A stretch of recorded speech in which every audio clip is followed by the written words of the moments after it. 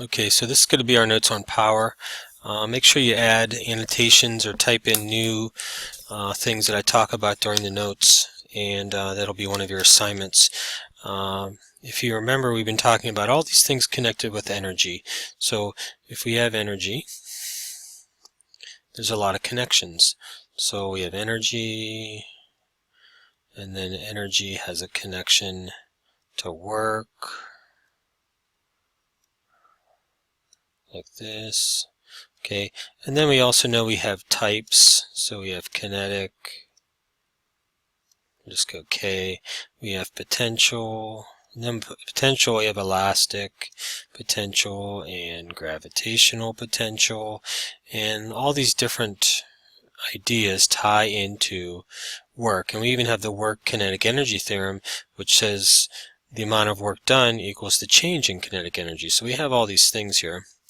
And the next and last thing to add, and also a law of conservation of energy actually, but the last thing we have to add is power.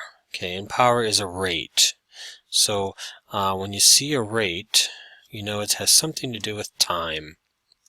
So how long something is done, or how long it takes to complete something, it's something that's a regular interval. So if you're driving down the road in your car and you're going 55 miles per hour, that's a rate. You're going a certain distance in a certain time. Okay, but so power has to do with the rate for work.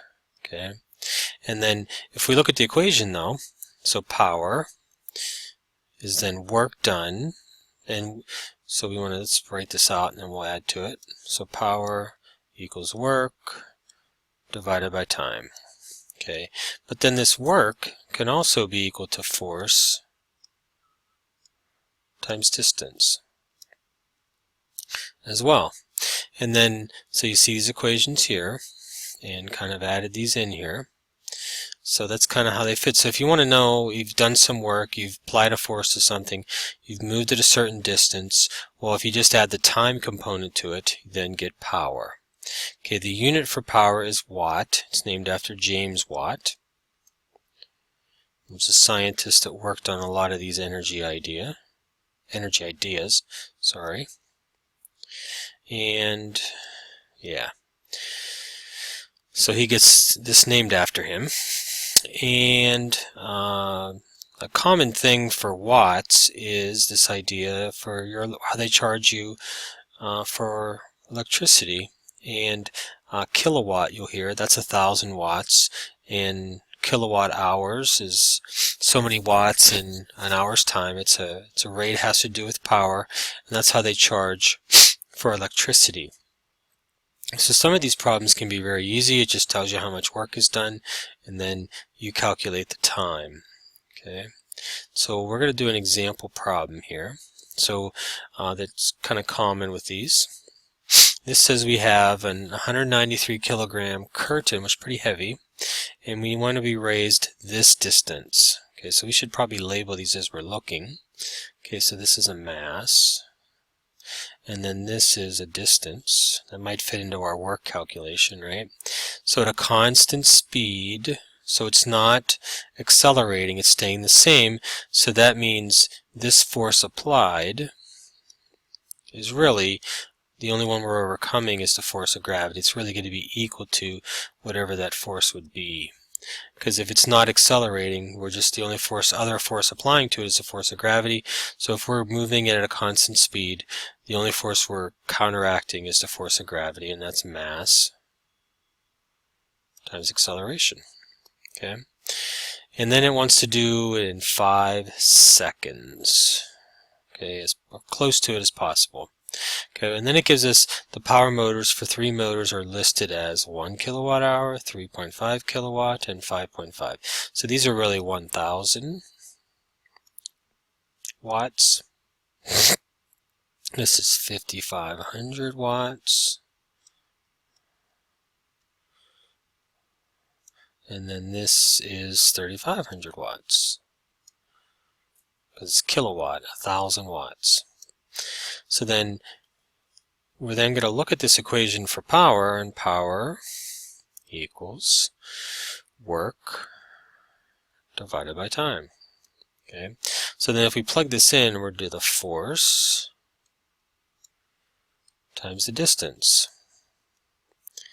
And the force, if you remember where we're coming, is this mass times acceleration. Acceleration is going to be 9.81. So we just take the mass, which is 193, and then we times it by, we do that one, times it by 9.81.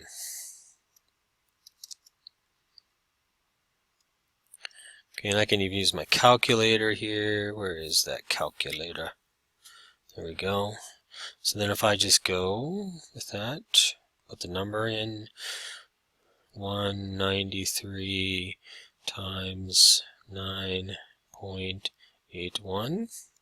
It's going to give me that number right there. I'll just go back to it. Significant figures, I'm just going to leave the decimal out. And looks like we have two actually, significant figures. So I'm just going to go 1900. Okay. And I might even wait on that actually. I might just go to 1890 just to be safe, because I don't need an answer yet. My final answer needs to be in two significant figures. So I'm probably going to go 1893. Okay, so then I got the distance right here. I want to add that. So then if I do that, I'll just leave this 1893 in here and redo it if I need to. So I'm going to times this by 7.5. That's going to give me